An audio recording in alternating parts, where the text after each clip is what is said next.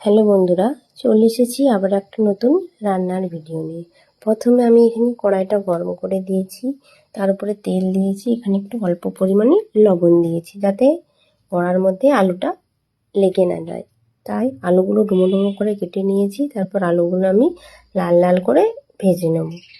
চলো এক এক করে আমি সব আলুগুলো দিয়ে দিই, তারপরে লাল লাল করে আলুগুলোকে ভেজে নেব। চলো সব আলু দিয়ে দিলাম, আর ভাজা হবে।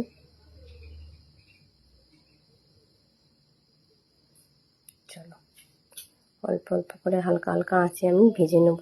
খুব বেশি হাই ফ্লেমে আলুগুলো আমি ভাজবো না, হালকা লো মিডিয়াম ফ্লেমে আলুগুলো ভালো করে ভেজে নেব, যাতে কি হবে আলুটার মধ্যে টেস্ট হবে আর আলুটা সেদ্ধ হয়ে যাবে, তাহলে আলুটা ভালো লাগবে। চলো আলুটা প্রায় ভাজা হয়ে গেছে, এবার আমি আর একটুক্ষণ পরে আমি আলুটা নামিয়ে নেব।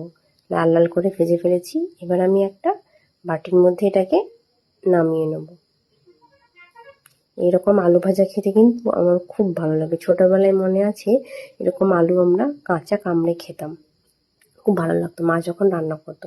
তাই ভাবলাম আজকে আমিই রান্না করি, মাকে বলি তুমি একটু রেস্ট নাও, সব দিন তো তুমি করো, আজকে আমি রান্না করি, তুমি বসে বসে দেখো আমি কেমন রান্না করছি।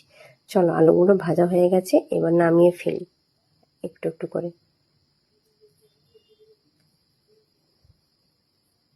এবার ওই কড়াতে আমি আর নামাবো না, ওই কড়াতে আমি আবার তেল অ্যাড করে দেবো। তেলটা গরম হবে, আর একটু গরম করে নেবো ভালো করে। তারপর আমি ওতে দিয়ে দেবো শুকনো লঙ্কা। আমি এখানে সামান্য একটু শুকনো লঙ্কা দিয়েছি, তোমরা চাইলে কাঁচা লঙ্কাও দিতে পারো বা শুকনো লঙ্কা নাও দিতে পারো, তোমাদের মন মর্জি। তো লঙ্কাটা একটু লাল করে ভালো করে ভেজে নেবো। তারপর আমি এখানে অল্প পরিমাণে একটু চিনি দিয়েছি, তারপরে একটু আমি অল্প পরিমাণে তেজপাতা দিয়েছি। চিনিটাকে ভালো করে তেলের সাথে মিশিয়ে নেবো যাতে কালারটা খুব সুন্দর আসে। তারপর আমি এখানে অ্যাড করলাম পেঁয়াজ। পেঁয়াজগুলোকে সব দিয়ে দেবো ভালো করে, যাতে পেঁয়াজগুলো খুব লাল লাল করে ভাজা হয়ে যায়, তাহলে কি হবে খুব সুন্দর লাগবে, টেস্টটাও খুব সুন্দর হবে। তো এখানে আমি পেঁয়াজটা হালকা লো ফ্লেমে লাল লাল করে ভেজে নেবো। চলো পেঁয়াজটাও ভাজা হয়ে গেল। তোমাদের সাথে গল্প করতে করতে রান্নাটা প্রায় খুব তাড়াতাড়ি হয়ে যাচ্ছে, দেখেই বুঝতে পারছো।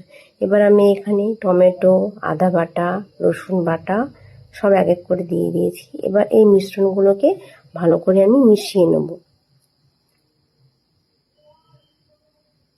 চলো ভালো করে মিশিয়ে এগুলো মেশাতে মেশাতে এর মধ্যে আমি দিয়ে দেবো লঙ্কা গুঁড়ো। তোমরা চাইলে খুব বেশি ঝালও দিতে পারো বা অল্প ঝালও দিতে পারো। তারপরে দিয়ে দেবো হলুদ গুঁড়ো, লঙ্কা গুঁড়োকে ভালো করে মশলার সাথে মিশিয়ে নেবো, আর মশলাটাকে খুব ভালো করে কষে নেবো যতক্ষণ না মশলা থেকে তেল ছাড়ে। একটু নুন দিয়ে দিলাম, পরিমাণ মতো নুন দেবে, তোমাদের যতটা স্বাদ মতো প্রয়োজন হয় নুন দেবে।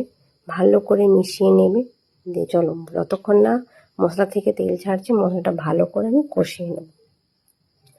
ছোটোবেলায় যখন স্কুলে যেতাম বা পড়তে যেতাম বা বাড়িতে যখন আসতাম, মা যখন রান্না করতো নাকে একটা অদ্ভুত গন্ধ যেত, সেই গন্ধের অনুভূতি আজও মনে আছে, ভোলা কিন্তু যায় না। যেন মনে হয় মা রান্না করছে, খুব গন্ধ, খুব টেস্টি, তাই না? চলো মশলাটা এখানে কষা হয়ে গেছে, তো আমি এখানে আলুটা দিয়ে দেবো। দিয়ে আলুটা দিয়ে আমি এখানে ভালো করে আবার একটু কষিয়ে নেবো। কষিয়ে নেওয়ার পরে চলো ভালো করে কষিয়ে নিই আলুটাকে।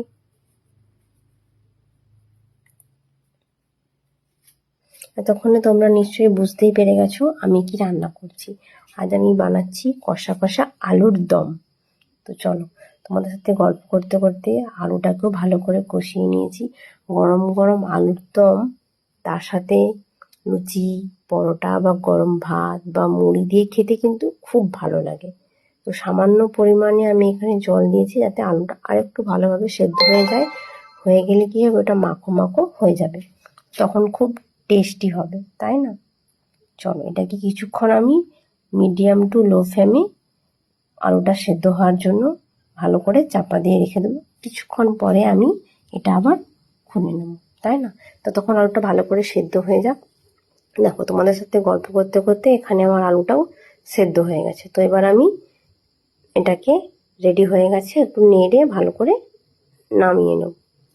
তো আজকের রেসিপিটা তোমাদের কেমন লাগছে তোমাদের যদি ইচ্ছে করে তো তোমরাও বানিয়ে খেতে পারো। আর সুন্দর সুন্দর ভিডিও পেতে আমার পেজটা সাবস্ক্রাইব করতে পারো, ভালো লাগলে একটা লাইক কমেন্ট শেয়ার করতে পারো, পাশে থাকো, সাপোর্ট করো। আর ততক্ষণ তোমরা ভিডিওটা দেখো। আমার তো আলুর দম কমপ্লিট, আমি এবার এটাকে নামিয়ে ফেলি। গরম গরম আলুর দম, তার সাথে মুড়ি বা গরম গরম ভাত, লুচি, পরোটা, যেটা দিয়েই খাবে খুব ভালো লাগবে। চলো, দেখেই এত লোভনীয় মনে হচ্ছে যেন এক্ষুনি খেয়ে ফেলি। চলো তোমরা ভিডিওটা দেখো, দেখা হচ্ছে পরের ভিডিওতে। Tata, by.